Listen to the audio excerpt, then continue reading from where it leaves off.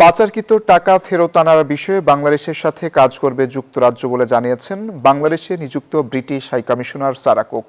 মঙ্গলবার দুপুরে জাতীয় প্রেস ক্লাবে ডিপ্লোম্যাটিক করেসপন্ডেন্ট অ্যাসোসিয়েশন আয়োজিত ডিক্যাপ টক অনুষ্ঠানে বাংলাদেশ যুক্তরাজ্য দ্বিপাক্ষিক সম্পর্ক নিয়ে আলোচনা করেন British high commissioner.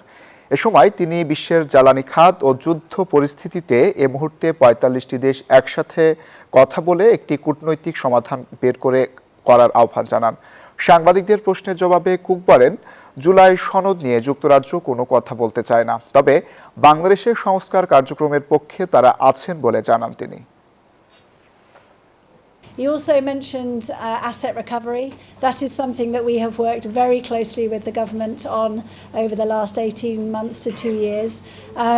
We are very committed to working further in that area. We're supportive of reforms that improve governance. We now have a functioning parliament in place, a parliamentary democracy, so it's for Parliament to determine what reforms and what acts and ordinances go forward.